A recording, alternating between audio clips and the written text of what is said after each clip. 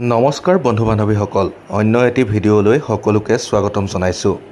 বিভিন্ন সময়ত বিভিন্ন বনৌষধি উদ্ভিদৰ গুণাগুণসমূহ আপোনালোকক কৈ আহিছোঁ। আপোনাৰ কাষতে থকা উদ্ভিদ এজোপাৰ হাজাৰটা ঔষধি গুণ থাকিব পাৰে। আমি কিছুমান উদ্ভিদ চিনি পাওঁ যদিও বহু উদ্ভিদ চিনি নাপাওঁ। আজি আপোনালোকক এজোপা উদ্ভিদৰ সৈতে চিনাকি কৰাই দিওঁ। এইজোপা হৈছে জমলাখুটি। জমলাখুটিৰো আছে বহু গুণাগুণ। মই সামাজিক মাধ্যমত পোৱা কেইটামান গুণ আপোনালোকৰ আগত শ্বেয়াৰ কৰিছোঁ। ভালদৰে শুনিব দেই। জমলাখুটি এবিধ উত্তম বনৌষধি উদ্ভিদ। গ্ৰীষ্মকালত এই উদ্ভিদজোপা বৃদ্ধি হয়। জমলাখুটিৰ মাটিৰ তলত থকা শিপাৰ উপৰিভাগত আদা বা হালধিৰ দৰে টেপুৰ উৎপত্তি হয়। জমলাখুটিৰ বিভিন্ন অংশ বনৌষধ হিচাপে ব্যৱহাৰ কৰা হয়। এতিয়া কি সমস্যা হ'লে জমলাখুটিৰ ব্যৱহাৰ কৰিব পাৰি বা জমলাখুটিৰ বিভিন্ন অংশৰ পৰা বিভিন্ন ঔষধসমূহ প্ৰস্তুত কৰা হয়। ডায়েবেটিছৰ সমস্যাত জমলাখুটি আলুৰ ৰস অতি উপকাৰী। ই ইনচুলিনৰ কাম কৰে। গতিকে ডায়েবেটিছ ৰোগীসকলে এই জমলাখুটি আলুৰ ৰস তেওঁলোকে ব্যৱহাৰ কৰিব পাৰে আৰু কিদৰে ব্যৱহাৰ কৰিব সেয়া চিকিৎসকৰ পৰামৰ্শ লৈ ল'লে ভাল। প্ৰস্ৰাৱ জ্বলা-পোৰা কৰা বা কমকৈ প্ৰস্ৰাৱ হোৱাৰ বাবে পেট বিষ হোৱা, প্ৰস্ৰাৱ ৰঙচুৱা হ'লে বা জণ্ডিছ হ'লে জমলাখুটিৰ আলু সৰু সৰুকৈ টুকুৰা কৰি নিয়মীয়াকৈ খালে উপকৃত হয়। নাইবা গৰু গাখীৰৰ লগত জমলাখুটি আলুৰ ৰস খালেও সুফল পোৱা যায়।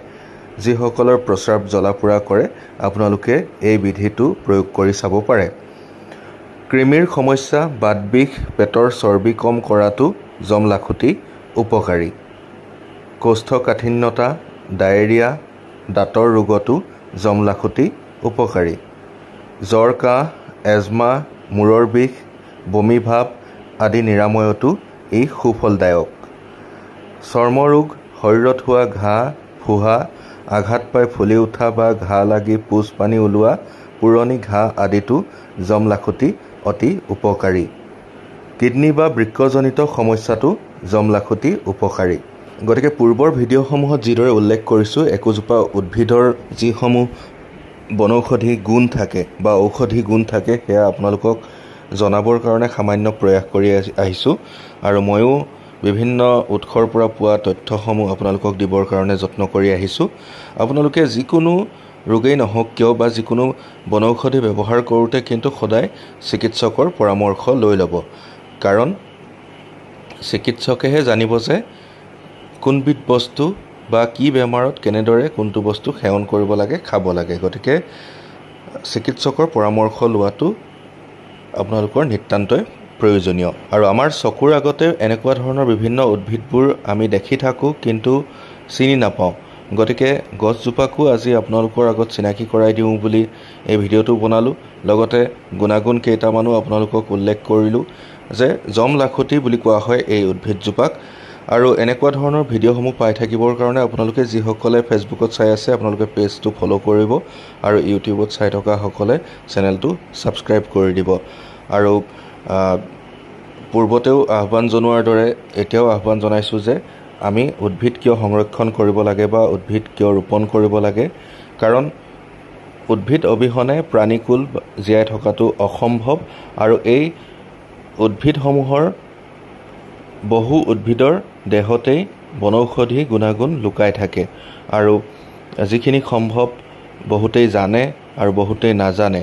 আৰু গতিকে এই ভিডিঅ'টোৰ মাধ্যমেৰে আপোনালোকে যাতে এনেকুৱা ধৰণৰ উদ্ভিদসমূহ সংৰক্ষণ কৰে বা ইয়াৰ গুণাগুণসমূহ আপোনালোকে জানি লওক, সেই উদ্দেশ্যেৰে ভিডিঅ'টো মই প্ৰস্তুত কৰিছোঁ। গতিকে ভিডিঅ'টো কেনে পালে নিশ্চয় জনাব। আৰু পুনৰবাৰ শেষত উল্লেখ কৰিছোঁ, আপোনালোকে যিয়েই ঔষধ সেৱন নকৰক বা যিয়েই বনৌষধি ব্যৱহাৰ নকৰক কিয় সেয়া সুচিকিৎসকৰ পৰামৰ্শ আপোনালোকে নিশ্চয় ল'ব। আজিৰ ভিডিঅ'টো যদি আপোনালোকে উপকাৰী বুলি ভাবে তেন্তে নিশ্চয়কৈ কমেণ্ট এটা কৰিব। লগতে ক'ৰবাত যদি ভুল হৈছে সেয়া শুধৰাই দিব। আৰু যদিহে ভিডিঅ'টো ভাল পালে তেন্তে পুনৰ অনুৰোধ কৰিছোঁ আপোনালোকে শ্বেয়াৰ এটা কৰি দিব। আজিৰ ভিডিঅ'টো ইমানেই আছিল। ধন্যবাদ। জয় আই অসম।